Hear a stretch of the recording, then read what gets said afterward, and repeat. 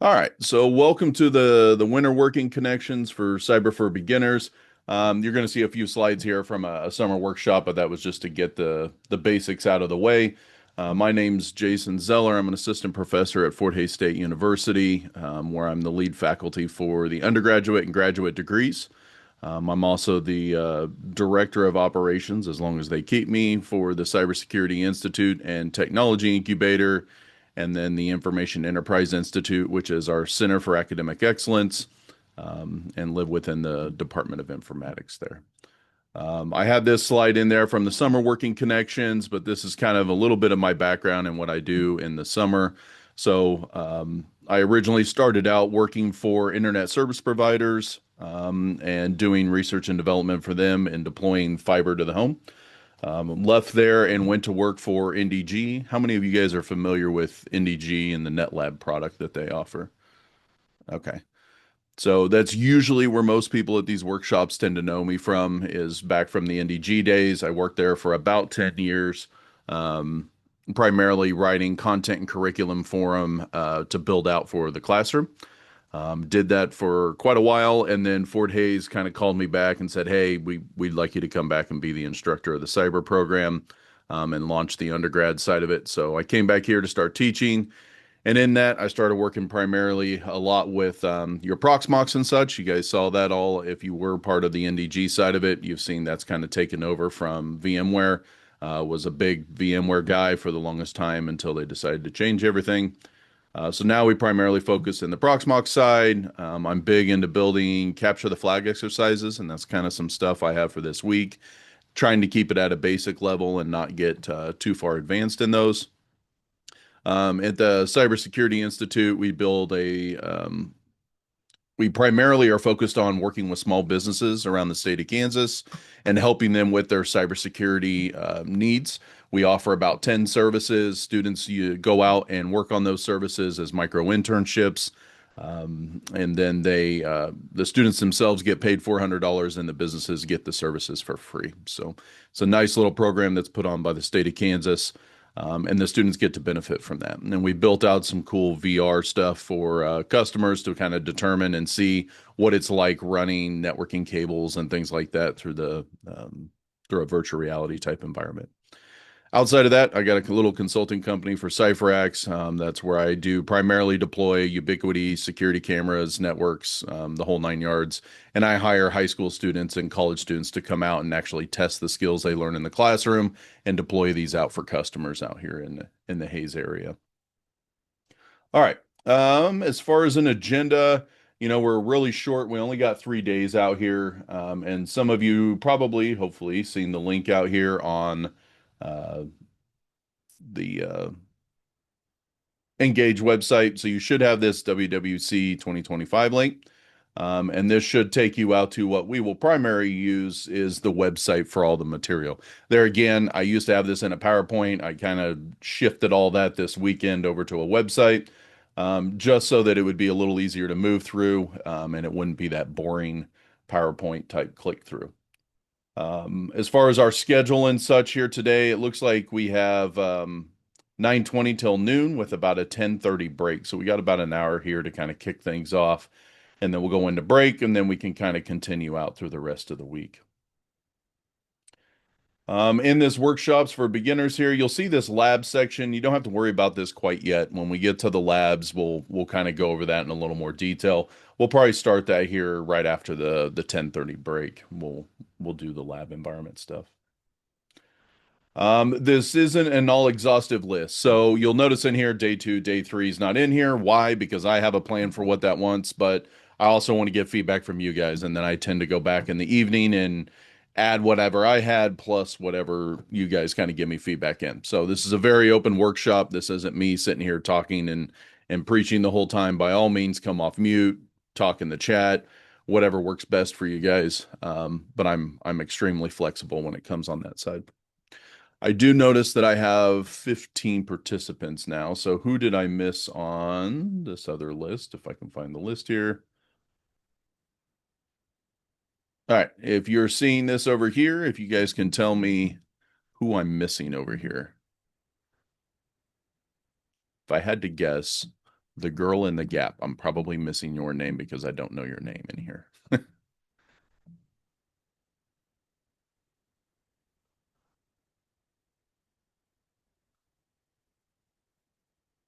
Latarsha. Okay. Gotcha. Anybody else I'm missing up here?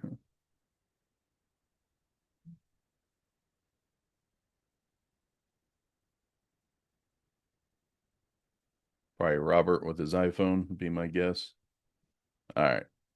Perfect. There again, want to get you marked off. That way you can get your credit for it as you kind of go through. So again, they really wanted to keep this at the cyber beginner level. So these concepts are kind of little concepts that you can introduce in the classroom, and I'll kind of describe how I use it myself in the classroom. The way this material is kind of written out there, again, I kind of extracted it where it's a little bit of student material, but also instructor material, so you can kind of go through and play with it. Um, the idea here in day one is to kind of take a look at what cybersecurity is and what it really isn't. Really look at the CIA triad. I think most of you are at least familiar with the concept or the idea, or have at least heard the term before. To think clearly about security problems, use a simple risk model to kind of prioritize what to do first, and then be able to identify threats, vulnerabilities, and controls and explain a beginner level security concept in networking, the web, and identity, and describe a little bit about logging and incident response. So that's really what I have laid out for today. Tomorrow and such is really focused on um, dealing with the threats, the defenses, the response, a little bit of AI in that one, as they were wanting me to kind of bring AI in here. And then the last day is really kind of focused on what you guys want to do for teaching, labs, and implementation. So there again, my background is really building out lab environments and training materials. Um, it's kind of a mix of whatever you guys choose to get out of that last third day. So we'll be talking about that. And again, I need you to be interactive there, or it's going to be a long, boring day. So, um, most of what this is really kind of looking at some information security.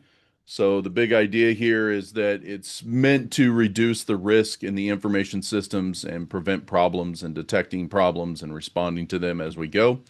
What it's not is just hacking, right? So a lot of my students come into the cybersecurity program, they think they're going to be these big hackers, and they probably watch too much CSI on TV. Um, but that is a good point. I mean, that's primarily what we go through. So in my undergrad program, I kind of build them to be cybersecurity analysts.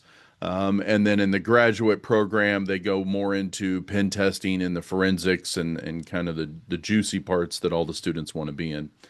But at the same time, information security kind of branches. And so my master's program one has a cybersecurity track where it's very tool heavy, very hands-on and lab focused. And then I have a second master's program which is really focused on information assurance. And we're finding that on my side, I have just as many students starting to delve into the information assurance side, primarily because the employers out there are looking to pay them the exact same. So it used to be you had to have all the technical skills. Now you don't even need all the technical skills. You really just need the ability to talk and chat and work with people. And those employers are snatching you up as information assurance to be the CISOs, to be the people that go out and sell policies, procedures, build that kind of infrastructure out for companies. So it's really important to get that down at, in my case, I want to get that down to the undergrad level so that students understand there's kind of a divergence. Cybersecurity is such a big umbrella that yes, you can have all the technical side of it, but there's the whole information security, policy, procedure side, and that's just as big of a career opportunity, if not bigger now, especially with the government moving forward with some of their initiatives and changing policies and procedures. So information security, as it mentions there, is not really a product you buy once and forget. That's one thing that's kind of come up here lately in some of the consulting work I've done is everybody wants their cybersecurity insurance because their XYZ requires them getting cybersecurity insurance. And when they dive into what that cybersecurity insurance is and what it actually protects, they realize that most of those insurance companies, whether it's Hartford or there's a small handful of real cybersecurity insurance companies. Most of them are all subcontracted out from Hartford or those. But what you find is that they're so particular in what they're requiring for you to get that insurance that you can't even run your business. And so some of the small businesses I've worked with, they don't have a chance of having cybersecurity insurance because they would be putting in tens of thousands of dollars in order to have those resources that are required for that cyber insurance. But at the same time, what they're really trying to protect is the personal data, the student records, employee data, um, anything that, customer data, credit card, PII type information, any kind of money or accounts, those systems and services, whether it be Wi-Fi, the websites, email, and really protect their trust and reputation. That's really what a lot of these small businesses want, is they just want to be protected because they don't want to be the next victim of some ransomware attack. So the goal is that you don't have to be an expert to understand all those basics. We need to be able to understand the concept of identity and access and logins, permissions, networks on how that data flows, endpoints such as laptops and phones, the web applications, the data protection, and then monitoring and response. That's really what we're going to kind of focus on here today is being able to apply things like the CIA triad to different scenarios and understanding what it's like or how to adapt that and explain that out to students.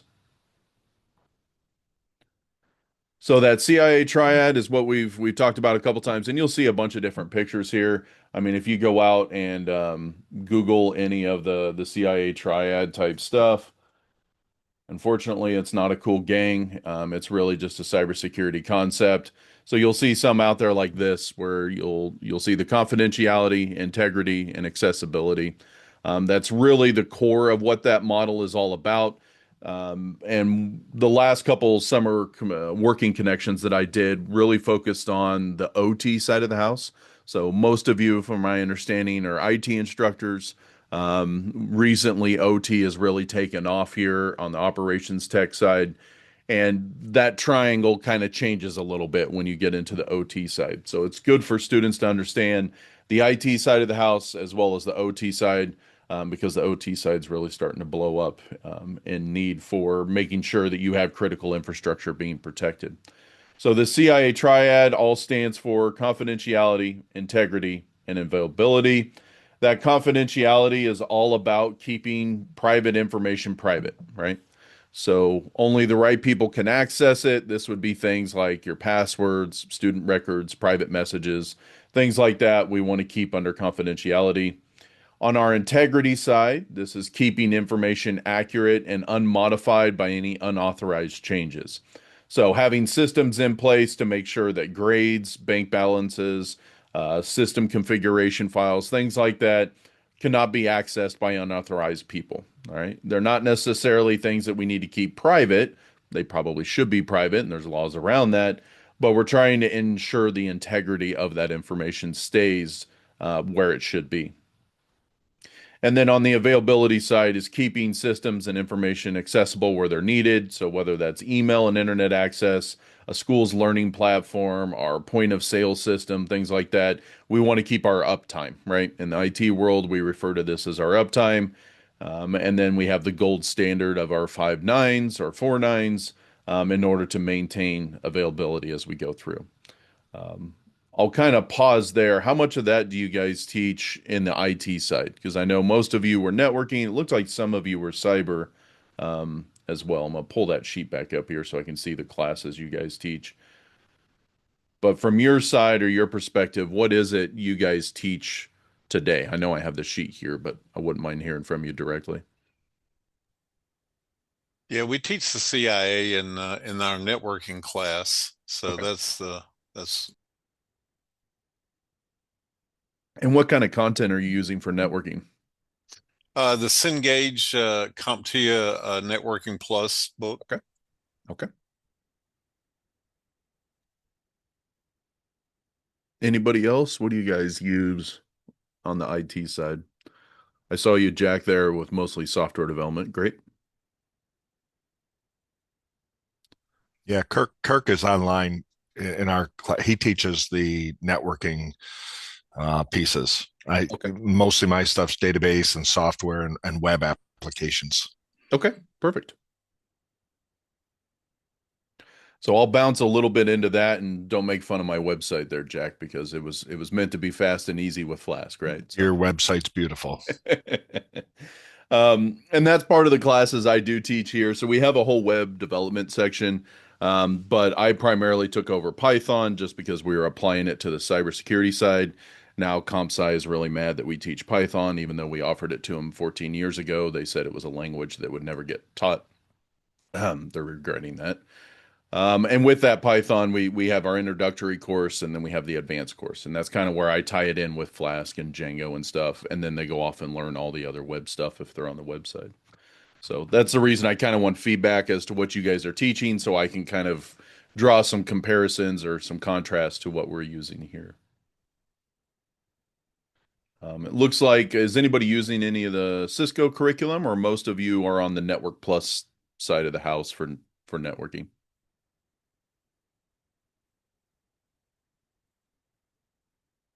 Network Plus, okay.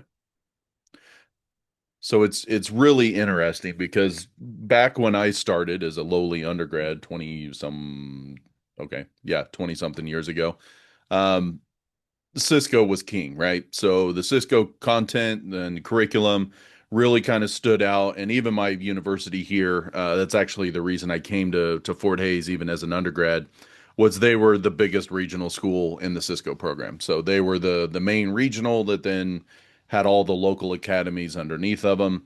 Um, it's interesting that these instructors are still holding on to the Cisco side of the house because I do believe Network Plus has really gained all that market share. Cisco themselves, and at least from what I've seen and working with NDG and different companies for over 20 years, they've just lost their market share. There's too many other companies out there now, but their curriculum has always stayed true. So if you learn their curriculum, you can generally apply that to other vendors. But I really see a huge uptick in the CompTIA Network Plus side. So that's why I'm curious how you guys are liking the Network Plus material, how you're teaching that. Are you using a lot of CompTIA's test out? I see that here. That's usually what I see a lot from most of our community colleges out here, um, which is good. So I'm actually trying to get them to align to our community colleges so that we can get that transfer in. And it's much easier to do than them coming into the Cisco side of the house is match more up on the network side. Is anybody else teaching any of these kind of concepts of information security in any of these other courses?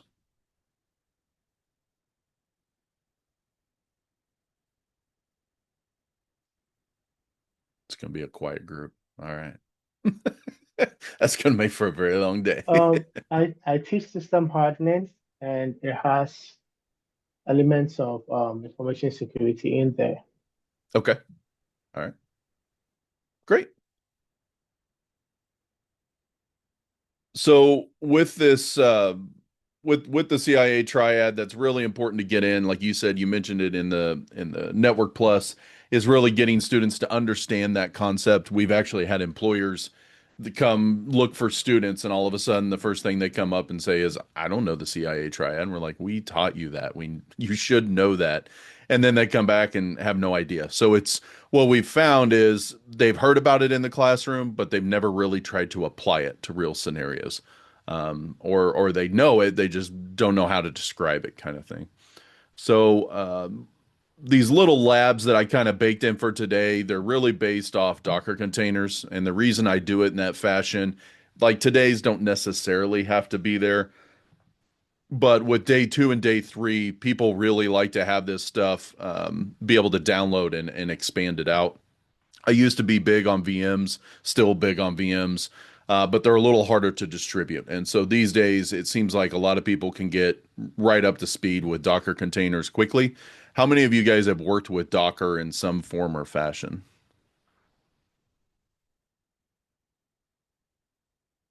Okay.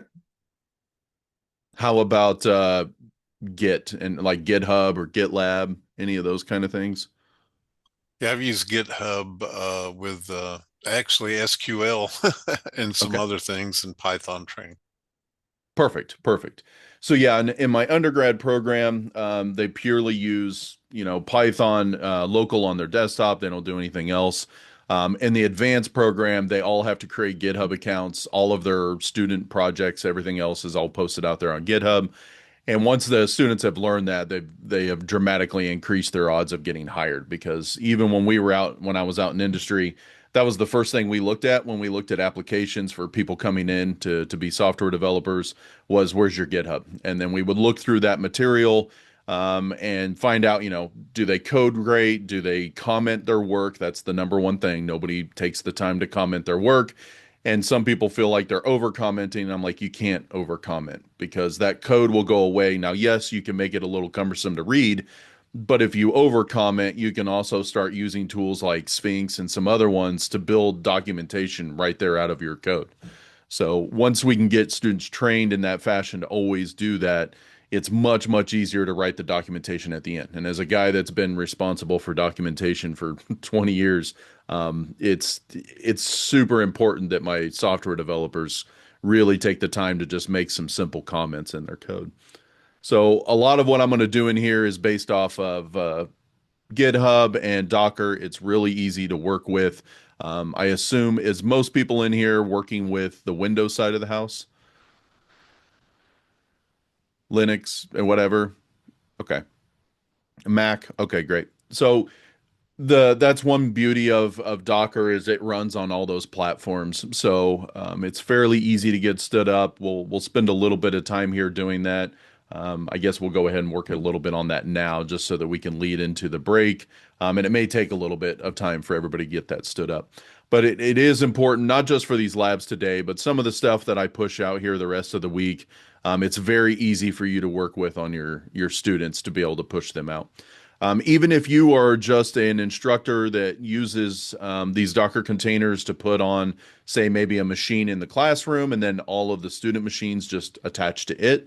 So, for example, this website is all based off of a Docker package that you can deploy, and then students would have access to it. Same way with the lab environment. Great, great. So to get us fired up in that first little lab environment, we need to go ahead and stand that up. So most of you should see inside either here, you can click up on labs to get to that lab environment setup, or over here, I think I linked you out directly to the GitHub that's out there as well. On this one here, the idea behind this is it will launch a little web app that is our kind of our lab hub. And then from that lab hub, you guys will gain access to the individual labs. So I would like to get this out to everybody. I'm building a much bigger lab platform in the future. This was kind of the first rendition of it. Like I said, my background is really building a lot of CTFs, and so I'm working on some new software. There used to be some really cool software in the UK that kind of helped instructors build virtual machines for students to test their skills on, but it's kind of fallen off the wayside, and so it's in dependency muck. It really can't be deployed anymore, so I'm kind of rewriting everything.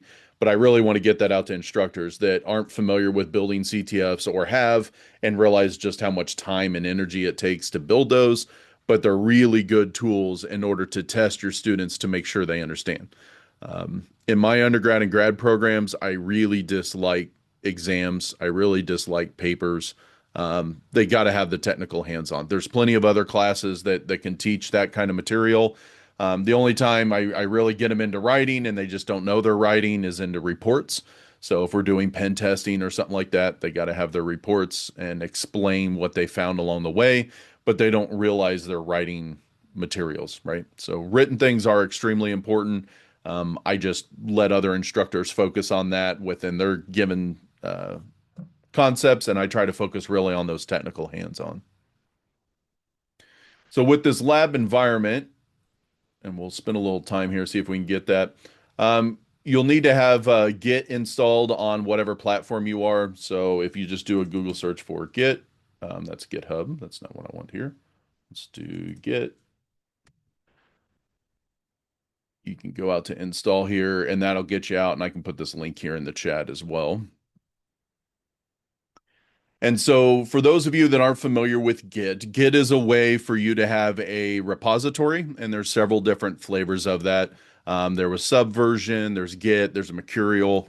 It's really what programmers will tend to do when they're working with other people to make sure that they can synchronize their work amongst each other. That's a really 50,000 foot view explanation of Git, but Git is probably one out as the biggest one that's out there. Oops, I posted that straight to Churchill. There's give me just a second. There we go. Now it's out to everybody. Um, and so on this page here, if you want to use it, you can just do the standalone installer here. If you're on the Windows side, Mac, Linux, you probably already have Git installed for the most part, if you're used to installing packages. But if you're on like an Ubuntu Debian platform, you can just do a simple apt-get install, or apt install, depending on which current version you're on. On the Mac OS, this brew install Git tends to work the best from what I've used. So it's real simple. You can pull this one down here, just start it, download it, and that will get you access to Git. We're not going to do a whole lot with the Git program. Um, we're just using it to check out from GitHub. We can do it in that fashion. You can also just download the code if you wanted to do it that way. To do that, you would come out here to this labs website. You can go to the code and then come down here to download as a zip file. And when you download as that zip file, that would also work, right? So I could download this zip file. Let me just do that real quick here. And let's save it here.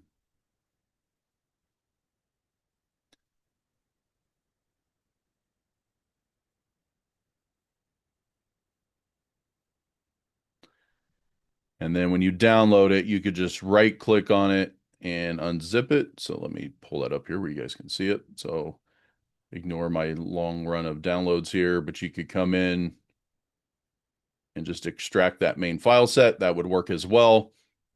And that gets you to this, which is the actual repo. So if you have troubles with the Git and it's just not quite working, that's fine, because you're probably not going to use the Git to commit resources up to this particular lab set.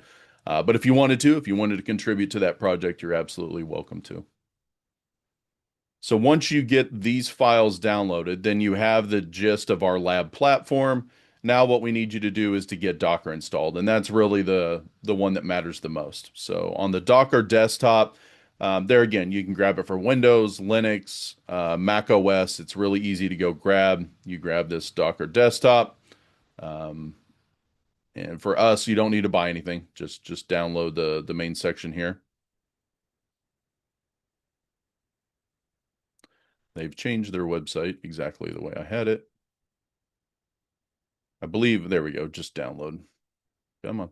Don't need a plan or anything else. So just download for Windows, probably the AMD 64 for the most of you. That will download a nice little executable, and then you can go ahead and get that installed. So I'll pause here, kind of let everybody get up to where they have Docker Desktop up.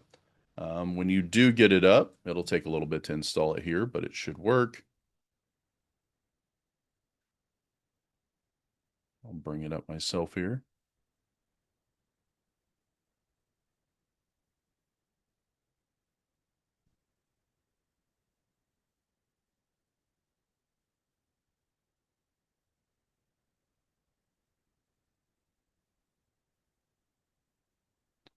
I didn't already have it running in multiple places. There we go. And so if it comes up, you should see something like this when you first come in. You won't have all these containers and everything running like I do on the back end, but you should have this type of screen come up when you get there. So I'll wait a little bit. I'm going to go ahead and pause the recording. All right. So the idea here is that we do have the Docker desktop up and going, which you can see here on my particular screen. And most of what we're going to do from this side is take that download file that we had here before. So you go to the labs, you download this zip file, you extract that zip file. You should see something that looks like this inside of here. There's a couple of different ways to do it. You can either open the terminal in your Docker desktop. Another way to do it is if you hold your shift key and right click out here in the middle, you could open up, say, a PowerShell here And this part, what's handy is it goes ahead and logs you right to that particular folder. And then once you have that in, we just follow the instructions that are out here on this site, in which case we would run our Docker Compose build. And what that's going to do, just paste that in there and hit enter. It will go ahead and build out all of the Docker containers that are part of that lab platform. Now, as of today, you have the main one, which is the hub. And that hub is kind of the web application that you will access to get access to all the individual labs. And then lab one and lab two are also individual containers. So we can see that down here that the hub has been built and lab one and lab two has been built there as well. If there were changes to these labs, you can go ahead and rebuild these. So like tomorrow, when we download the zip again, if you're using the zip method, you could go ahead and re-download it, run that same command, and all those labs will be built back up to their right spec. So to start the hub, we want to specifically run this Docker Compose link here. Again, just copy and paste it in there. And what that does is just launch the hub. We don't want to start the labs themselves. You'll see that over on this side as well. So what does that look like? Well, what that does is it starts up a little website here on your own computer on port 8080, and you get this lab hub environment that you see up here. And the idea here is that this lab hub will automatically launch Docker containers for the labs and everything else behind the scenes, so that it can keep the resources low on a student machine if you were to get them to install this and run this. So the first one we want to play with is this CIA triad maker. And the idea is that they have to read a scenario and then determine whether that is the confidentiality, the integrity, or the availability portion of the triad. So when it works, you should get a pop-up like this, and this is its own little web app of that Docker container that just runs them through some scenarios, and then they have to kind of go through and figure out which one of those would be. So you're welcome to follow along on this. What I'd like to do is just do this as a group and kind of get an idea of what these are, and then we'll find out our answers there at the end. This one's kind of a quiz style web app. The next one you'll see on Lab 2 is a little bit different. It's meant for them to go through some other practices. Eventually, we'll get to ones where they'll actually hit a terminal here in the screen and they'll have to work within Linux or something like that in order to figure out passwords, things like that, as we get further in this class or the workshop. So that first scenario, a teacher's laptop containing unencrypted students' grades is stolen from a vehicle. Which one of these applies the most there?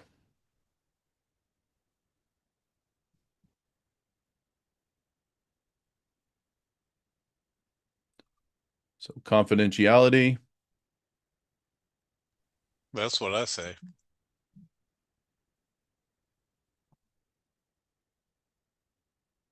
Great. All right. So in just a process of elimination, availability probably isn't the highest thing, right? So we're not running the students' grades from our laptop or something like that. No service, so to speak, is going down because that laptop got stolen, other than the teacher's ability to continue teaching, right? But we're probably not in that realm here. It's probably going to fall within one of these two, right? So confidentiality means because it's unencrypted, that we would gain access to those students' grades as to what could be on there. On the integrity side, if you remember from the lab or the web material, what we were really focused on is it would fall under integrity if we could have the ability to change those student grades, right? So it's one thing to see the student grades, it's another thing to change the student grades as they get submitted on a system. So I think you're right. At this point, we can see the grades. I don't know that we're necessarily looking to change the grades once we have access to that. Great. So on scenario 2 here, a ransomware attack encrypts a department file server and staff cannot access shared files for 4 days. So what do we think that's going to apply to? Availability, right? So the key in this particular phrase here is it's the not access for 4 days part, right? We're looking for uptime, and because staff and server, they can't perform their daily duties, this is going to fall under the availability side of the house. A shared lab manual is altered to include incorrect commands that will end up breaking the student environments. Yeah, that pretty much reigns with integrity pretty closely, right? So now it's not that we're stealing information like we would on confidentiality. It's the fact that we're actually changing the lab manual that will end up wiping it, right? So this is that problem student where you tell them to, you know, RM star. Don't do that, by the way. Just kidding. Um, that would be the integrity of the assignments, right? Scenario 4, an HR spreadsheet contains salaries is accidentally emailed to the entire staff list. Yeah, that probably reads more for the confidentiality side of the house. A production website immediately fails during peak hours due to resource exhaustion. Yep, now we're back to availability. Anytime it deals with some service that's no longer got some downtime, or we use the word downtime, that's going to refer back to availability. A software update is applied, but the installation ends up corrupting a database table and changes values unexpectedly. Yep, that gets back to the integrity. So for those guys that were database guys, what was that, Hector? Yeah, a bit on that. Yeah. Gotcha. All right. A cloud storage bucket has been misconfigured and becomes publicly accessible to the internet.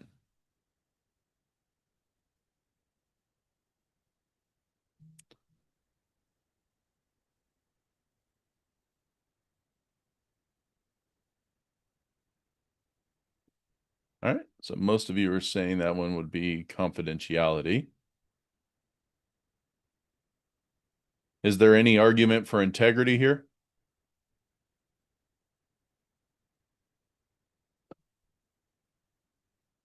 Okay. Yeah, so that's a great question, Cynthia. Can it be both? And the answer is yes. There's the primary concern, and then there's usually a secondary concern. And so usually you're right. It can definitely be both. What we're looking for here is the primary case. As a matter of fact, as we scroll down here, you'll end up seeing there's an option for secondary stuff, but you got it. That's a great question there, Lois. So, yes, the storage bucket has been misconfigured and it becomes publicly accessible on the internet, but do they have the ability to alter it, right? And if they can alter it, now it becomes an integrity issue. If they can't alter it, but they can see it and they gain access to it, that could be more of the confidentiality side of the house. Great. So a student account has been compromised and is used to submit altered assignments under another student's name.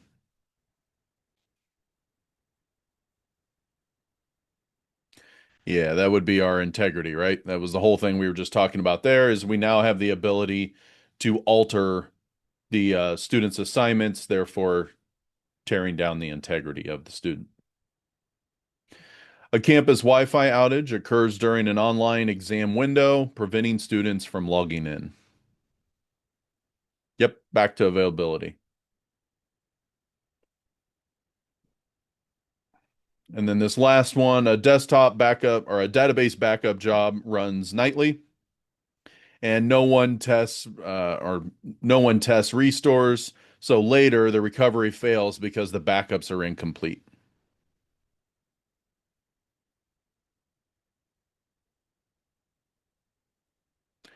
Yeah, so this one is a little bit of availability. What else could this one be?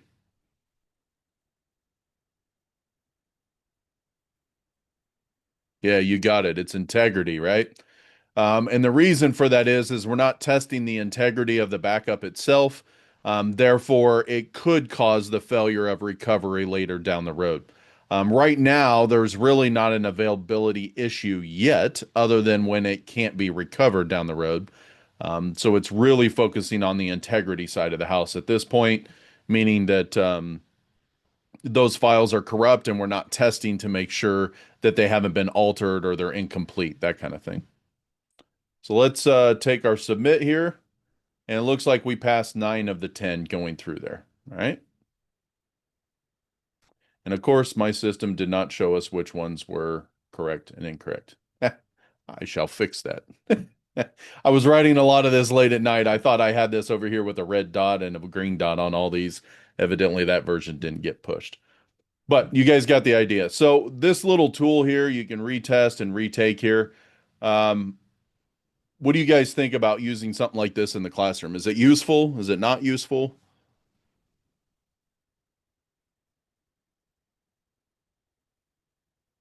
Okay. Would this be a good example lab that you guys could use into something in there? Now, granted, it's got this whole Docker container thing, but if you had this whole chunk of labs, so to speak, um, would students be able to help diagnose these scenarios?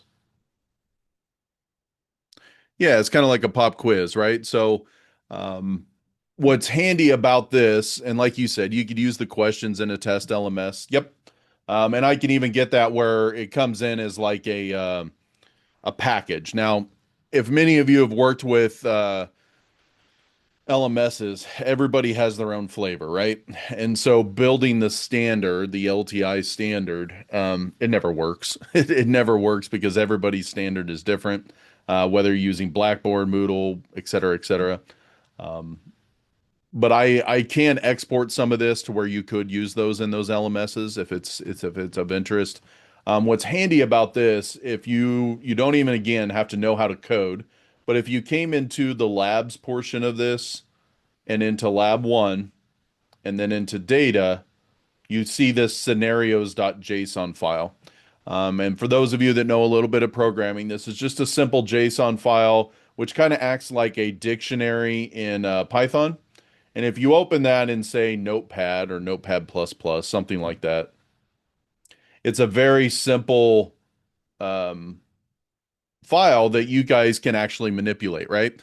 So what you could do is you could take something like this JSON file, copy and paste this into ChatGPT, Gemini, whatever your flavor is, and say, hey, give me 20 new scenarios in this format. And it will go ahead and create this exact JSON file for you. And then all you have to do is actually drop that into this data folder and then come back here and tell it to rebuild, right? This one here on the build, and it will automatically change all of those scenarios right on the fly. So I built this in a way that all you have to do is change that scenarios file and it becomes a whole new product. So if those answers were to get out there or something like that, or you wanted to tailor this more to what you're teaching in the classroom, maybe you want these all to have a school theme, or you want them to have a butcher shop theme. I don't know, something that correlates to somebody directly. You could rewrite those scenarios, drop it in here, and change that. So a good example of something like that, I can just do that here. So if I take this scenarios file and say drag it into ChatGPT and say, this is an example.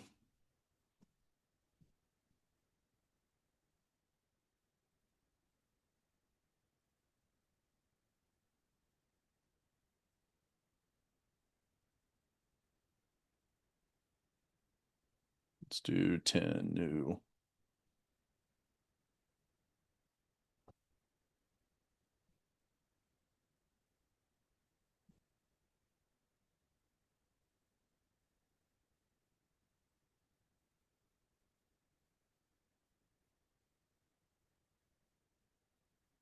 And so it's real simple, especially with AI these days, that you can tweak all of those settings and get that to look a little bit something like this.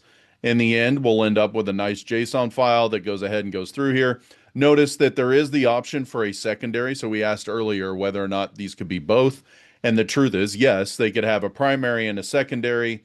There's a way I can do that in that overall program where they could choose whether there was a primary or secondary option that they would need to go through. But the idea here is that once this is written out, obviously you can write these by hand, but coming up with a lot of ideas is usually the hardest part of some of this. But I come into this section, I control A and replace this. Now notice I lost some data there. I didn't quite get it all. So what I really need to do is just this chunk here. There we go. Make sure that's all tabbed out correctly. Perfect.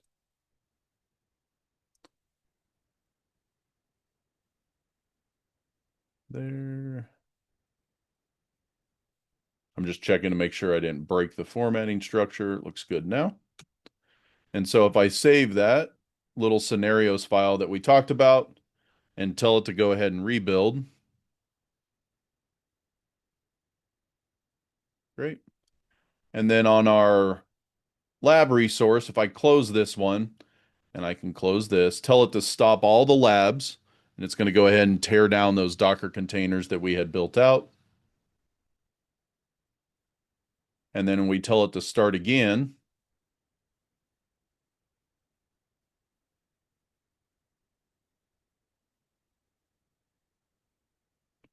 provided I didn't get my formatting wrong.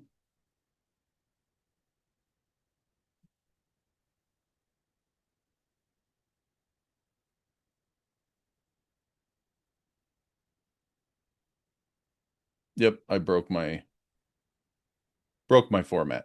Well, I'll work on that. We can see that we broke it there. So it's just a structure. I didn't quite get the format exactly like it was supposed to be, but that should bring it back there. Yeah, there we go. All right. I'll work on that and get you a JSON file. But the idea behind all these labs is they're written in a way that you guys can tweak them and modify them for yourself. So you change that little JSON file, make sure everything matches accordingly like it's supposed to. And then you can swap out those files and you have a whole new testing program. Great. So we're 5 minutes after the 10:30. I apologize, as we're supposed to take a break there at 10:30. So let's go ahead and pause everything in the recording. Things like that, they just don't work very well. It's always, respond to two of your buddies and this and that. And I don't know. I did that in my PhD too. And I'm like, this is even worse here. So what the idea here was is it became Discord and they had their different channels. And so with those channels, they were able to communicate, work with each other. Did it more naturally because they could do it at all times of day kind of thing. And I would see them going anywhere from 8 o'clock at night till 2 in the morning trying to figure out their portion of their team stuff. But the beauty of that is when they're communicating in that realm, I then wrote a bot for Discord that allowed me to grade their work based off their communication with others. So I could go in and give it a week chunk, and I can pull out all of the messages that they said for that week, and then use that as a grading tool inside an LMS to assign them a grade for participation.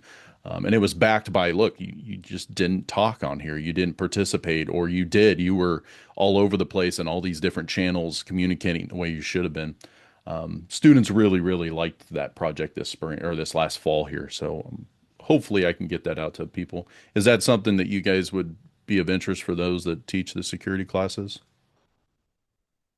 I definitely have an interest. It just depends on how far I can get this from ground zero up, right Sure. now for our students. And then for me here, it's a progression thing because I really don't, to begin with, I'm not going to have any internet access. They're going to have to come into the lab and Okay. work in there. So, that's one of my Jason, I have restrictions. interest as well. However, we're not allowed to use Discord. I got my hand Yeah. slapped for using that. So instead, I created notebooks in OneNote. And that worked really well. It was a lot of work for me to set that up, but once it's set up, it kind of worked really well. I do have access and support to use AI. In fact, I'm the only faculty in my department that is using AI in my classrooms. Great. I embrace it. I love it. And I think that the students should have access to it. Why are we working harder and not smarter? That's my philosophy. But and they receive it very well. I also teach high school students and adults. So I have to keep the high schoolers engaged with the adults, and AI provides that bridge. So I would love to incorporate this, but use it more so with more AI involved.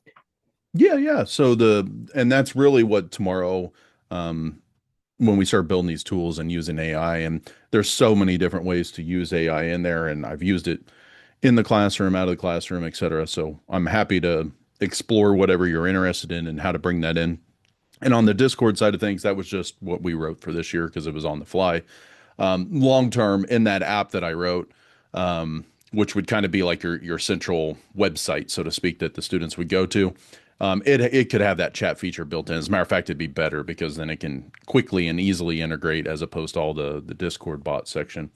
But it could have the same look and feel as something like that, but it would be self-contained in that product. So the goal of Cool. that is if you wanted to shut it down at the end of the semester, it's not a big deal and it doesn't have internet type thing.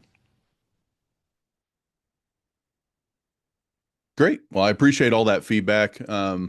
Yeah, once some of that, the one that they used in the SOC was Awe.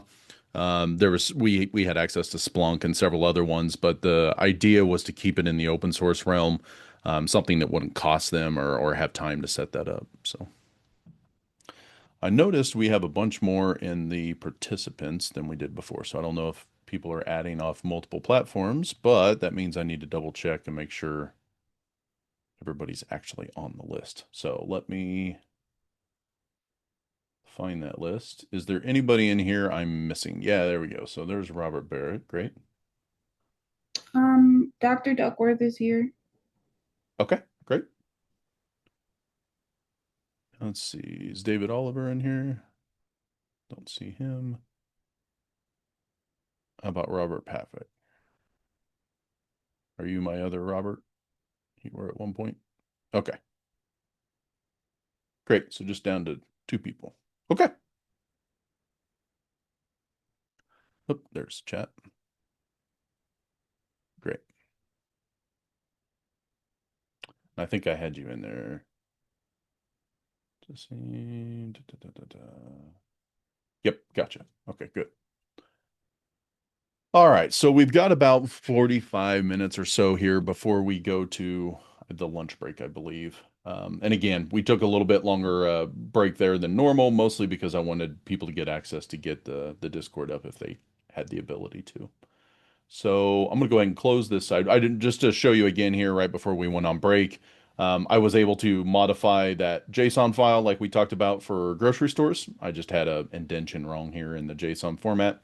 But once it's up and running, I simply went through and did a rebuild here. So that same command that we did on the first one.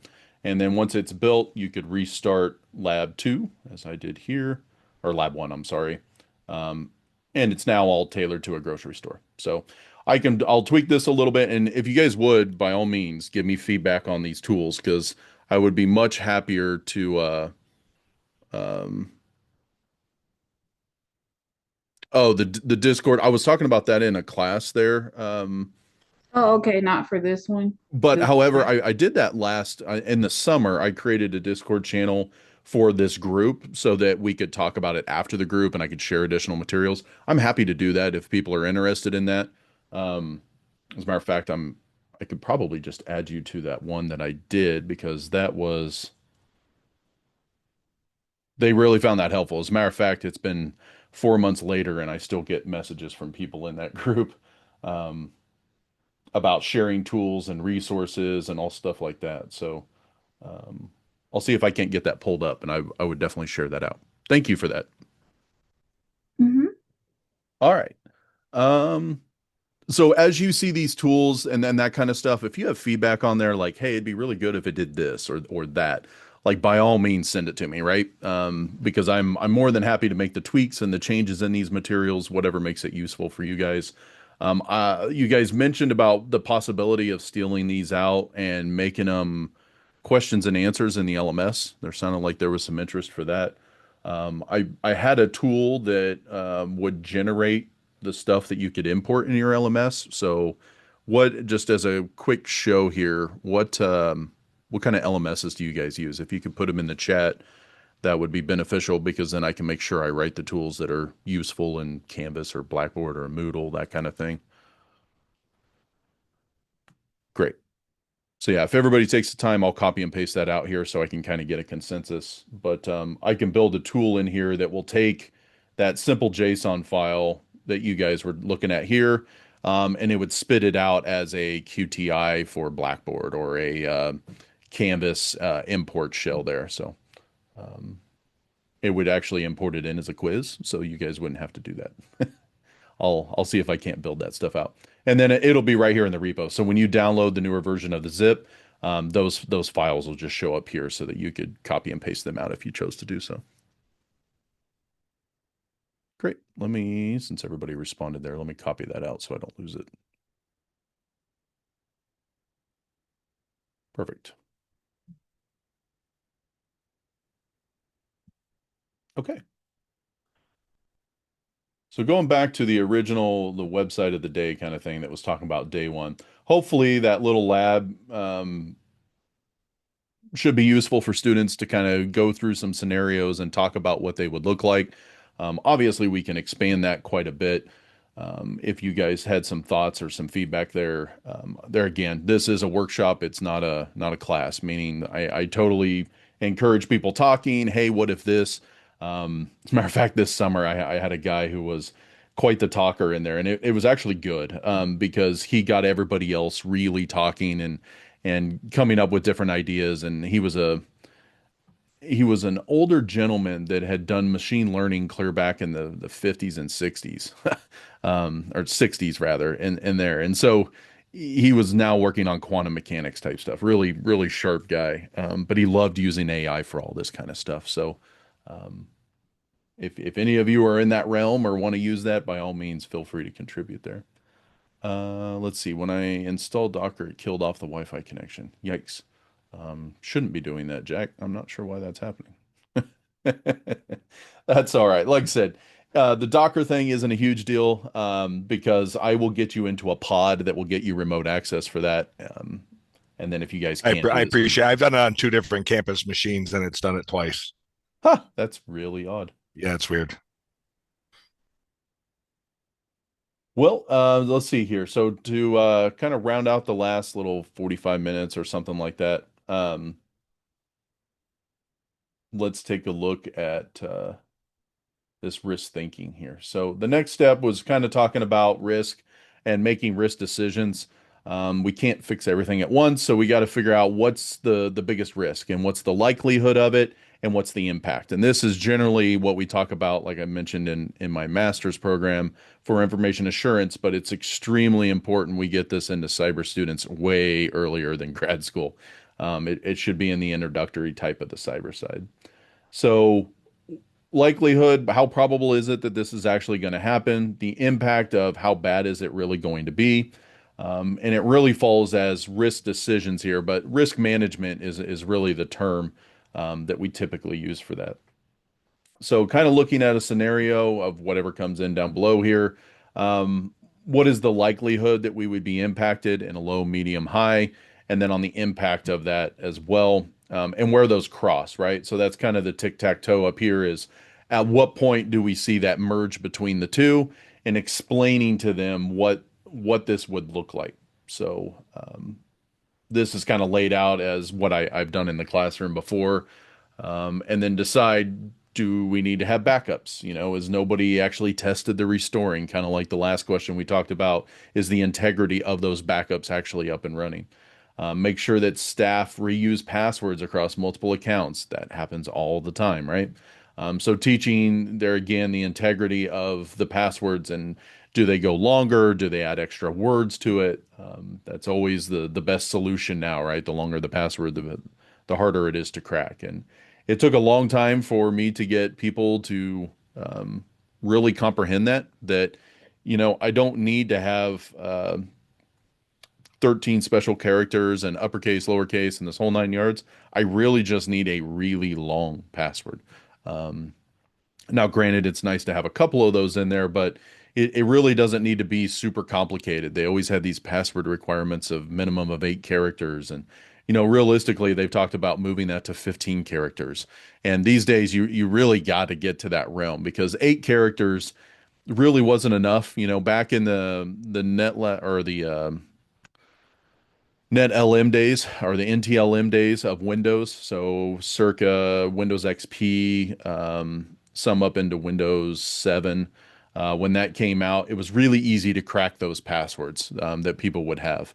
And so you could run a simple utility on a machine that was running, or you could reboot the machine onto a ISO. I used to do this all the time when I worked in the for the ISP, we had a thing called Brainy Bunch, which was really just kind of like your current, what's the best? Geek Squad off Best Buy. Similar type of approach where you're working on people's PCs and stuff. And so we'd have this software, which is really basic. It would just boot up a person's PC, and then we could either A, change the password if they forgot it, or we could dump the entire password table so that we could then go and figure that out. So if a customer brought us something that was their kids or something that they wanted to get into, we could verify that and then go ahead and crack those passwords.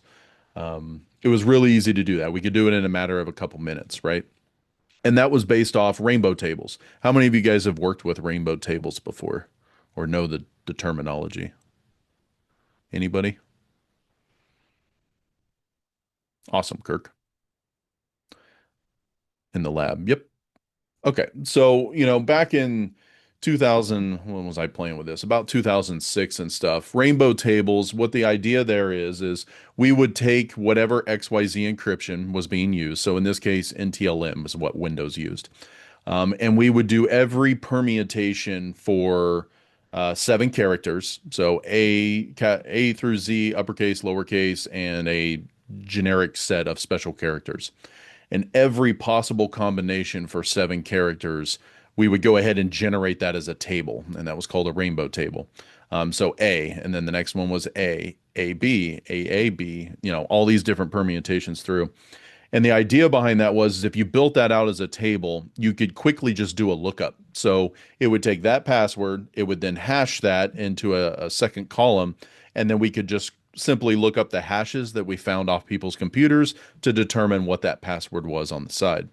That's great if a password's less than 7 characters, right? Well, there was a flaw in NTLM that allowed you to chunk it every 7 characters was a different chunk. So we only had to solve 7 characters at a time, which means this one rainbow table would help us get all the different pieces inside of it.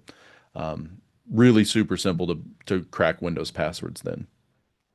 That was the only way to do it effectively. Brute force back then was really, really rough. We didn't have the CPUs to do it. Today's CPUs, they can do that significantly better, but it's the GPUs today that can really just hammer through on brute force. So some of you may have done labs or do labs in a lab environment using things like Jack the Ripper or Hashcat, that kind of stuff. Has anybody played with those tools? And we'll have a little bit of labs on those kind of things. Hydra is a good one. So those are all tools for doing password cracking and teaching students the concepts of why it's important to have a 20-character password versus a 7 or 6-character password that has all these random special character stuff, because we can just break right through it. And now when you get into 20 and 30 characters, now all of a sudden it takes days and weeks to crack that kind of stuff because there are just so many permutations that they would have to brute force their way through. And a lot of times that comes into dictionary attacks are more common then. So we'll take this massive dictionary of words and then we'll try all the words in that dictionary in order to see if somebody uses common dictionary words for passwords, which is extremely common. I know somebody mentioned that they're familiar with Kali and all the tools with Kali. How many of you guys have played with Kali Linux or Parrot OS or those kind of cybersecurity operating systems? Fernando, I think that was you, yeah, that I saw in there. Okay, great. Great. So those are all really good operating tools, and I know it's a little off topic here, but it's not because we're going to get into that kind of stuff in some more detail. You got it, Tim. That's just it. There's so much. If you've ever installed quote Kali everything, there's more tools in there now than that's, you could sit there for weeks and sit there and find a different app to run every single time. And I'm of the day when that was Backtrack, right? So Backtrack came out. It was this original operating system before Kali, before it changed hands and names. Back then, the concept of being a quote script kiddie, where you would just have a script, you make a few tweaks to it, you don't know how to program, you don't have to do anything fancy, you just changed a little bit in there and reran it on the network to see what would happen. That was barely there in the backtrack days because those tools just weren't open source enough or released enough to everybody for them to have. Now within Kali, you don't have to have a whole lot of knowledge and you can do a lot of damage on a network running random tools just trying to find information. So it's really important in these classroom environments that we give them a safe sandbox to learn these tools. The last thing you want is them hammering those tools on the lab network or even worse on the campus network, things like that. It's a great way to upset your IT team really, really fast. Back when in my undergrad, we had some tools from Moraine Valley up in Chicago area. We were getting training on what was called Core Impact. If anybody's ever played with that cybersecurity package, it was the cat's meow back then. Essentially, you ran it, it sniffed out every device on the network, found out if there was any vulnerabilities whatsoever on those devices, and then immediately would execute those and give you a terminal prompt. So the moment you turned it on, inevitably within about 2 or 3 minutes, terminal prompts would just start popping up on your screen of all the different systems it hacked its way through. This was before AI. So nowadays, that's really where AI is playing a key piece in it. Is it has so many different agents, and it's the concept of agentic AI, where you have a master AI that you interact with, and then you tell it to go do a scan, and a different AI LLM or AI that's agentic will go off and do all the scans and return the data. And it goes back to the first one, and the first one interprets those results and then kicks off another one to go do another scan, brings that information back. And then another one goes off and does research on the internet to figure out, okay, I've got these systems, what are the biggest vulnerabilities for them? And it brings back information. And you essentially have this little, lack of a better term, botnet of all this different AIs going out and collecting this information back to you so that you can make execution commands as to what's going on. That is really the way cyber is changing and evolving now, is in that realm. In the old Core Impact days, it basically had scripts that it would try to expose everything, and if it couldn't do it, all right, well, it just gave up and kept moving on to the next vulnerability. That is the reason it's quote unquote scary now, is these AIs can catch 0-day attacks or find 0-day ways of getting into those systems. And it's significantly easier. You don't have to be the hacker and the shows that we watched growing up kind of thing. They just, you don't have to be at that realm to do these same kind of tools. So coming back to this risk decision, and that's why it's important. Simple things like passwords being reused happen all the time. And a public website of having missing updates and patches, that's probably the biggest thing that we worry about in our small businesses that I help work with, is just simply doing patch update and patch management. It's a full-time job for somebody, and that's a lot of salary just to keep systems up and running. And making sure they're patched, because you always have a big target on your back. And that's one thing I've found working with small businesses in the Institute, is everybody's like, I'm just a little guy. I'm a small restaurant in the middle of town, or I'm a mom and pop grocery store that's out that in a town of 30 people, 40 people. I'm not going to get hit by a cyber attack. And unfortunately, you couldn't be further from the truth. Those are the ones that you take out. Now, from a ransomware perspective, you're probably not the best choice, because you probably don't have lots of money readily available for us to consume the money from, right? So the whole point of a ransomware attack is we only target those that we think we can actually extract money out of, or it would take down their business. That's generally what I see on the ransomware. Now, on these other ones, we could, hold your business for ransom. And if you don't go up on your small mom and pop grocery store, they either A, just close down, or they have to have some kind of cyber insurance and somebody pays them out in some regard.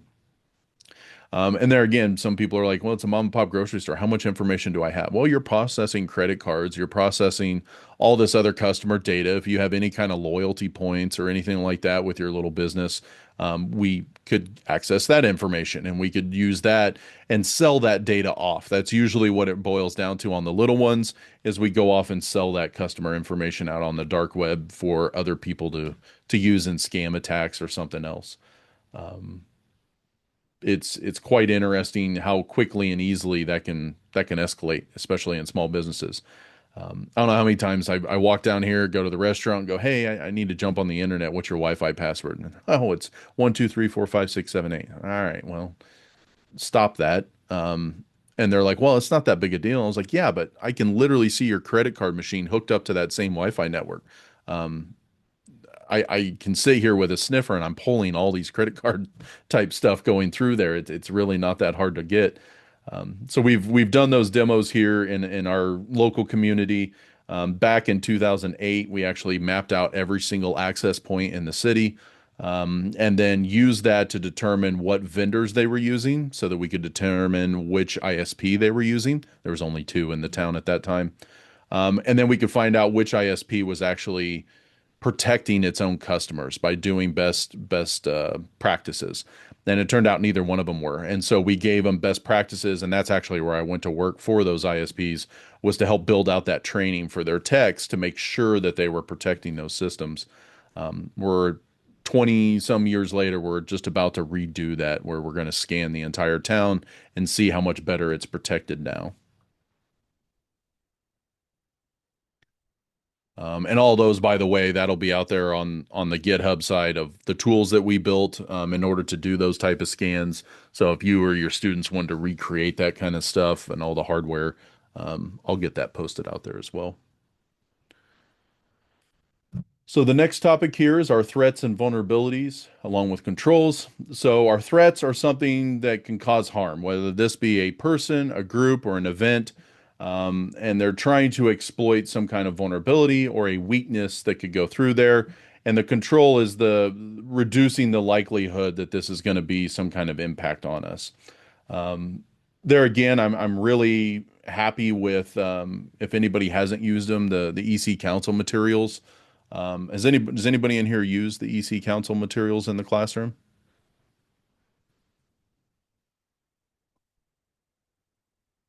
So let me see if I can pull that up here. They have this whole new Essentials series over here. So it doesn't cost anything to become part of the EC Council Academy. But they have all of these Essentials series here. And so when I started with them, they just had the first three here, the ethical hacking, network defense, and forensics. But they have since kind of blown up. And so SOC Essentials is one that I used in my SOC class that I mentioned. I use the threat intelligence stuff in some of my grad school. What's nice about these essentials is they're essentially free. They'll give you the ebooks for free. And these aren't like, oh, it's a simple ebook, a couple pages. No, this could be up to 1,000 pages. Like they're really, really dense of information that can go through there. So what's great about it is you can just use a couple chapters in the classroom to cover some of those topics. They don't have to go through the whole material, or if they choose to, they've gotten this down to some reasonable costs. So for my students, being a CAE institution, I think they got this down to like $75 for the student. And by $75, that gets them access to the book, the labs, the exam prep, and a certification voucher. So if you don't want to, take them clear through to the cert side, it doesn't cost anywhere near that because you can just use the ebook in the classroom. But it's really good materials that will cover exactly the kind of thing that I'm talking about here. But they do it in a very good way. Those essentials courses are written for high school students to the community college type area, but there again, I use them anywhere in the undergrad, clear up into the grad school. I'll use them to where a grad student has to take 2 or 3 of those in a class in order to get certified. And what's great is when they walk out, they're certified with that particular one. And the certifications aren't over the top. This isn't I think they have 2 hours to do 75 questions. I had a 100% pass rate this year in that SOC class. So it wasn't over the top. It's great resources for you to be able to use. And I have no affiliation with them other than I am a school and it was worth my time adding that to the institution as an EC Council Academy. What's also great is when you become that academy, you as instructors get free vouchers, so you can go take as many exams as you want. You get a couple certs in there, and then if they release some new content in there, they'll pay for you to go get your cert as well. So huge benefits for instructors going through that program. So some examples of this on the threat, vulnerability, and control side, the phishing campaign, being able to deal this out. There's all sorts of different phishing, and we can kind of go into that. On the vulnerability side, that people will click those links and enter in those passwords. And on the control side, we can control that environment through multi-factor authentication, training, email filtering, that kind of stuff to kind of thwart a phishing campaign. How many of you guys are required to go through some kind of security awareness training at your institution?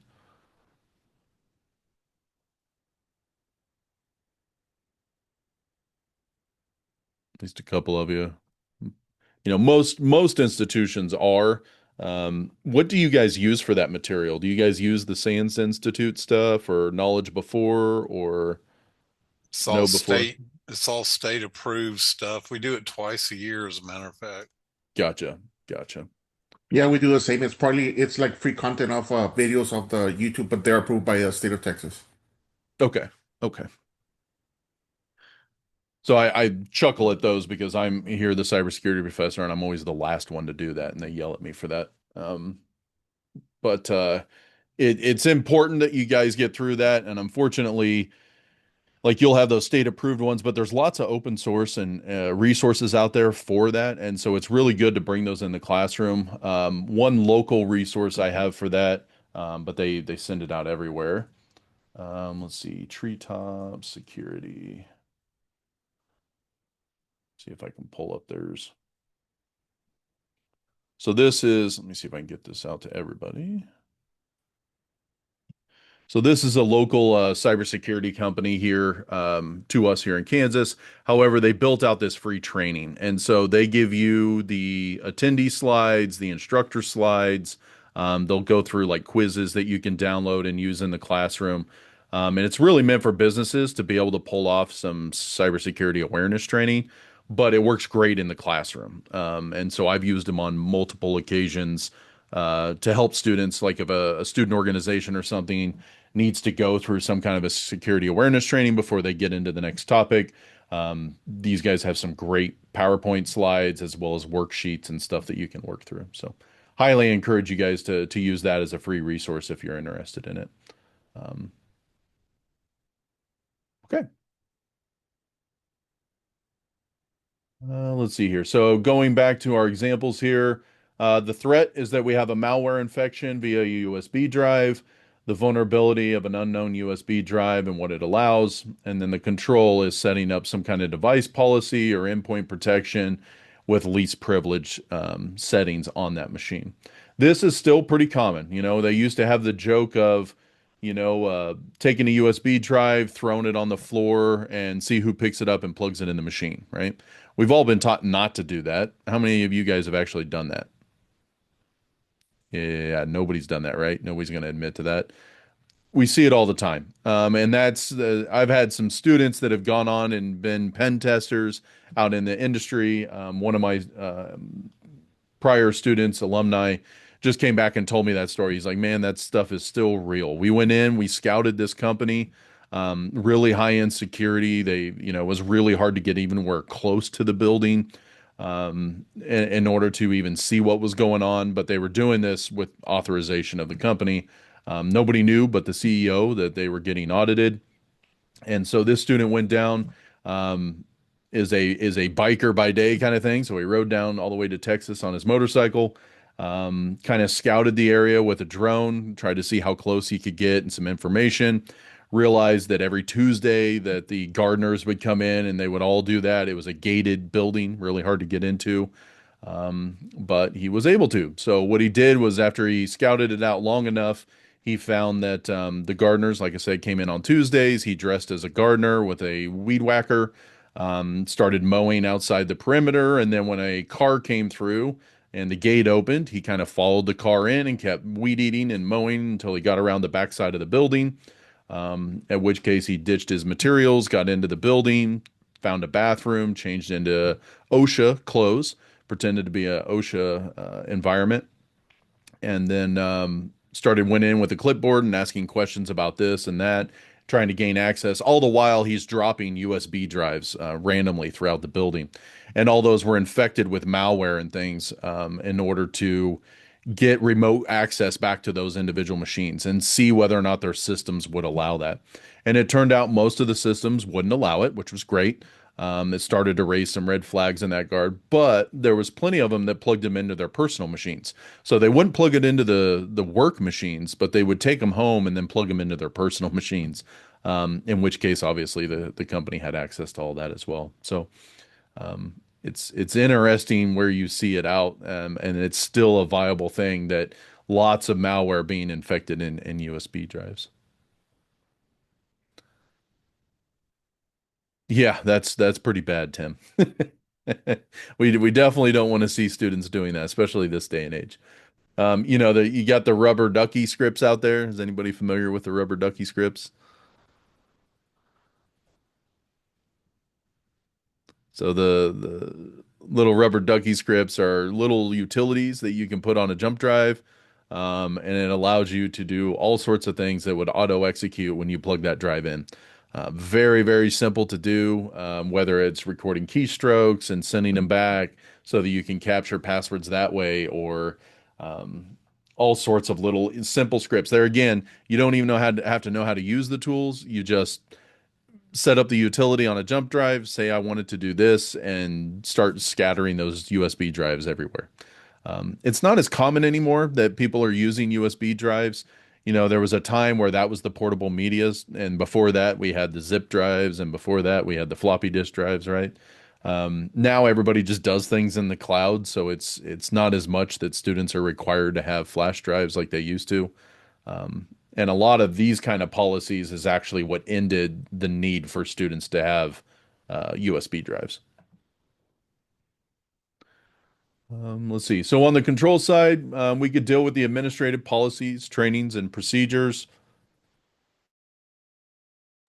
It's really important to set up those policies and get students to understand that a sound security policy environment is going to help best protect small businesses that they work with, or large businesses. They have entire teams dedicated to that. And the procedures of what to do when a violation comes in. On the technical side, this is usually where most of our students live, right? We always get the really good technical students, but we have a hard time getting them to do the paperwork or interact with other people or that kind of thing. And those soft skills are really what get them the job these days. Because anybody can be trained, for the most part. Almost everybody can be trained on something. You can't really teach the hard soft skills. Like people either have it or they don't, and employers jump all over those. So on the technical side, we have the multi-factor authentication, patching, logging, any kind of antivirus or EDR or endpoint detection. I assume most of you guys have that on your laptops here, right? That's why you're having some of the struggles, is you have some form of EDR, whether it's Sophos or any of the other ones that are out there that are constantly monitoring your laptop, so that when you as instructors say plug in a jump drive, it immediately shuts it down or captures those files so that it can see what went on. It ships that log up to the head end, and then IT can determine whether or not they have any kind of issues or violations. That kind of goes back to the WASA that we were talking about earlier. That's really useful on the endpoint detection side. From a physical perspective, we talk about locks and badges and secure rooms. This is always fun, and it gets the students excited. So when we go out to security conferences, in our case, it's B-Sides in Kansas City, or if we're lucky enough that year, I take some students out to DEF CON. They learn lock picking and how easy it is to pick very, very simple locks. And then being able to recreate badges. So if you have the flipper devices, is anybody familiar with flipper zeros or used a flipper zero? Perfect. Yeah, I expected you would, Kirk, if you knew what rainbow tables were. Great. That's good to hear. Your Docker's up and running. Awesome. So Flipper Zeros are these little devices that were hugely popular here within the last couple of years, that were basically an all-in-one hacking tool that would look like an old kid's Tamagotchi. You know, these little toys that you played with and you fed a pet and you had to keep feeding your pet. Um, they looked like this. As a matter of fact, that joke is in there, where you got to feed the dolphin. Um, but they're cool little devices that allow you to intercept badges, RFID.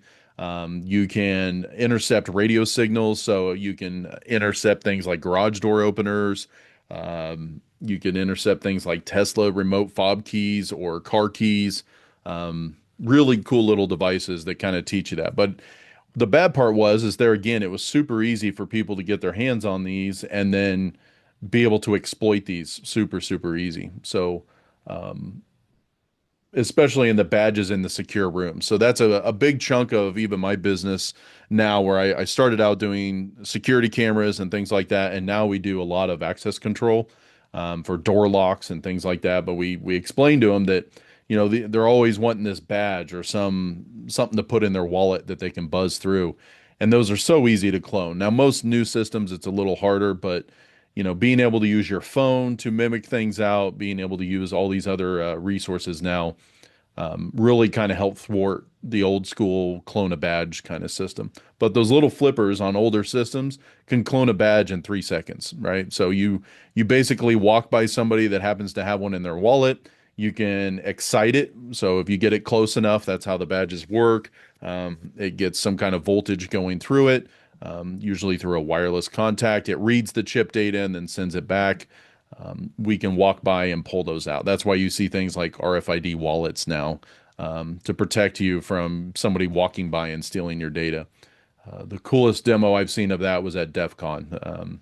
If you've never been to DEF CON, you should go at least once, because you can pull one trip's worth of stories out for students and explain all the stuff, for many, many years to come. The only caveat is don't go with a cell phone, don't go with a computer. And I do mean that, like, not just turning off your cell phone, take the battery out of the thing if you can. If not, don't take it with you. Because I've seen them pull up just about anything and everything off people's data as they're walking through there. It doesn't matter if it was shut off or not. Yeah, there you go. Yeah, Claude works great for trying to show you how to set that up. Awesome. Awesome. Perfect. So there's little activities down here. This isn't something we necessarily have to do. This is just kind of as an instructor prompt, is to pick some kind of real environment, whether it's a school lab, a small business, or a home network, and get them to write down about 3 assets. And then what are 2 of the threats that could come in here? What 2 vulnerabilities do we have? And then what are at least 3 controls that we can use to fix those, whether it's an administrative and one technical one. Maybe even a physical one that they may be able to pull in there as well. And this usually is a pretty good activity to get the students understanding what these controls are, what the threats are, and identifying vulnerabilities that could be in that network. So this kind of prompts us up for the next challenge that's coming up here in a little bit, but that is based off cyber hygiene. Cyber hygiene is a set of everyday habits and settings that we use to prevent common security problems. One of those is your account hygiene. This is back to using strong, unique passwords or a password manager. How many of you guys use password managers? Fernando, great.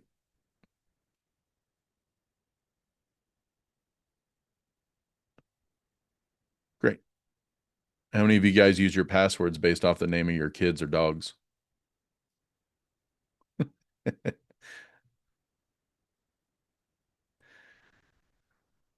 It's fine if you do. I'll do some OSINT on you later. We'll figure out what those are. But it's pretty common that most people will do that kind of thing. Password managers are really probably the best way to go. There's several out there. KeyPass being one of the strong ones, that's been out for a while. LastPass. You may have seen some of them in the news lately, where their databases got out, and that's why these cloud-based ones are no longer the favorites along a lot of people. They like to have the software local on the machine. NordPass is a good one. Um, Bitwarden is kind of one that's really taken off here lately as a service you can stand up on your own. So you were asking me about Kubernetes and Docker and things like that. You could all stand up these services right there on your desktop. So you could have a classroom Bitwarden where people can store passwords and share that information out where it's pertinent to the classroom. That's good for them to stand that instance up. So when they're in the habit of standing up utilities, or maybe they have their own home lab and they need to figure out how they're going to keep track of everything, much better than writing all that stuff down. So Bitwarden's a good one for people to learn there as well. Being able to turn on multi-factor authentication, today's age, that is a huge thing. Being able to use the different forms of multi-factor, whether that is a text message, SMS, however, that is getting easier and easier to crack. Being able to use authenticator apps like Google Authenticator or Microsoft's Authenticator, something like that, in order to be able to verify those. What we'll talk about a little bit on the MFA side is the fatigue that comes along with MFA. So every time I want to log into my Blackboard or Workday that we use here, I got to go punch in another MFA key, or I got to punch in another one, or I get a push notification to my phone is, are you trying to log in here? Hit yes, that kind of thing. We get so used to hitting that and just doing it automatically that when one comes in that we didn't initiate, we may just automatically click on that. And that's called our multi-factor fatigue there. And we'll talk a little bit about it here in a minute in the lab. Also in your accounts, obviously don't share your accounts. Now, how many people in here actually share their Netflix account, or at least used to, right? That kind of thing happened all the time. And people didn't change different passwords. Those passwords got put out, or somebody else wrote it down. So you shared your account with somebody. They put your Netflix password into a notepad on their machine. Their machine got hacked. Now they have your password. It turns out you use that password for a lot of things. So they were able to break that all the way back through. And we've seen many database breaches that weren't necessarily people giving up their username and passwords, but the ability to share accounts. To update that hygiene, keep your operating systems and apps up to date. This is a never-ending process. How many people know about Patch Tuesday? Right? Everybody come in Wednesday morning to work, realize that your machines are broke. That ever happened to you? Yeah. Yep. I actually have it as a rule at my house. I can't leave my house until 8 a.m. on Wednesday morning just to make sure that my wife's computer didn't get a patch update and she's down for the rest of the day. Because that has happened more than once with the lovely Microsoft updates that come out on Tuesday, right? So Patch Tuesday, make sure that you're up to date. If you ever have seen people have more issues on Wednesday, oddly, it's simply because a lot of software companies release their patches on Tuesday. Remove any unused software when possible. A lot of times, especially in the classroom or us as instructors, we're out exploring new software, trying to figure out what we want to use in the classroom, make sure we remove some of that old stuff that's out of there. Use this in virtual environments. That's the beauty of some of the virtualization tools we have today. Even when VMware was free, it was a great way. Now we have Proxmox on the free side, and it's fairly easy to get into and get some quick training on where you can teach the students this side of the house so that they could play this in a nice sandbox environment. Device hygiene, make sure you lock your screen when you step away. Use antivirus or some kind of endpoint protection when available, and avoid any unknown USB devices. I think those are pretty common sense for us, but we need to make sure those students truly understand that piece of it. Antivirus isn't as huge as it used to be. Everybody, you mentioned Norton and some of the other ones out there, Norton, Avast, there was a ton of these antiviruses that were hugely paid for and sought out. Back when I was doing PC repair, there were several free ones out there that worked extremely well. And so we would always load at least customers up with that if they didn't want to pay for the larger software package. But today, Microsoft, Windows Defender, things like that have done a really good job. They tend to keep up. They're built right into the operating system, and it works well. With more and more people starting to go out to Linux or even Mac OS, they got to remember to install those because generally they're not on there by default, right? Most people used to say, well, I never have a virus on my Mac. It doesn't exist. Yeah, well, nobody just took the time to write one. When they do, it's chaos because nobody has any kind of antivirus on those systems. And Linux, like I said, as it becomes more popular, people are getting sick of the Windows realm. It's going to become more popular for people to take over the Linux side of the house. Making sure we back up the important data and know where the source of truth is stored. That's kind of a huge thing is backups and backups of your backups. You should think about that even on your Google Drives. You should think about that on your OneDrives, that kind of stuff that you use for school. Yes, your school's supposed to be doing that for you, but how many times have you guys lost data like that and you need it back? So it's pretty common, or at least in my realm, I like to really make sure we have backups of backups, and you could even have tape backups, right? So it's funny with ransomware becoming more popular, old school methods like tape backups are coming back into play. That used to be a technology that we quit teaching in the realm.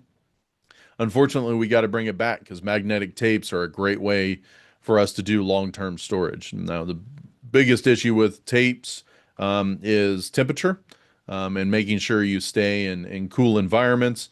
Um, but it's odd because I've seen that technology come back in the industry simply because of ransomware. Being able to do tape backups, throw them in a vault, and you don't have to worry about somebody corrupting those backups.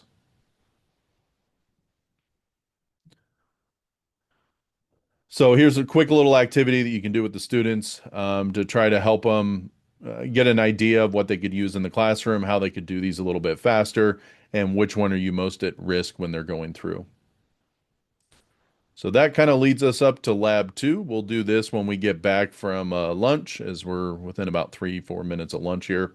Pull up that sign here just to make sure I had that. There we go. So we got lunch here from noon to 1. So when we come back, we'll kind of get into lab 2, which isn't a really strong or a big lab per se, but it's kind of another tool. Instead of a quiz-based one, it takes them kind of through an interactive activity. So those of you that have downloaded and probably already tried to boot it up and look at it, we'll go through that one.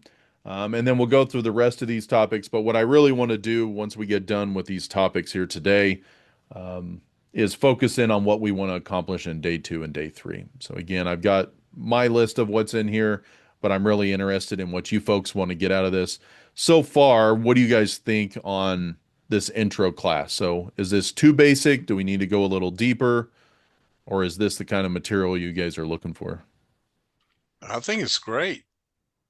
Okay.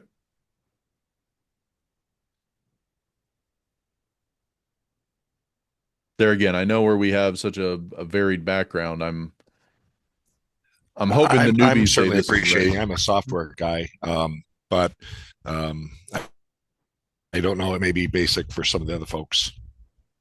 Yep. Yep. No, that's perfect. Okay, great. Great. Well, in that case, we'll go to lunch. We'll cover some of these other intro basics, things that we should kind of build into the classroom.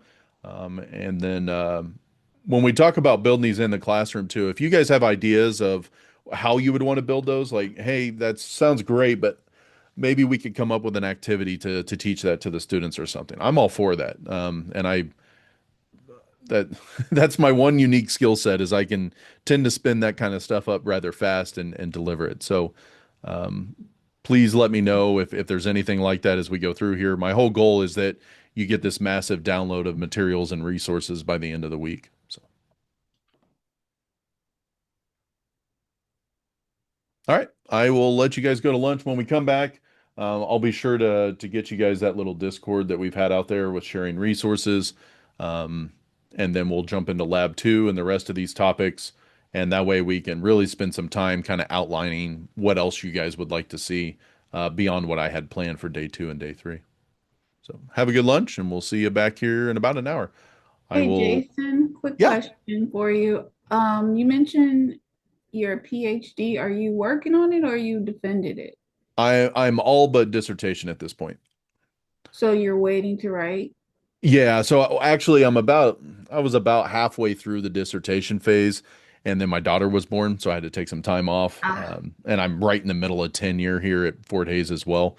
So I was nice. waiting for the tenure to finish, then do the PhD and finalize it. So I wish I would have done it your way. I decided to uh, plow through it with my son. So, yay, that was fun. No, it wasn't. It was I, terrible. I should have done it. I should have No, actually you done it shouldn't that have.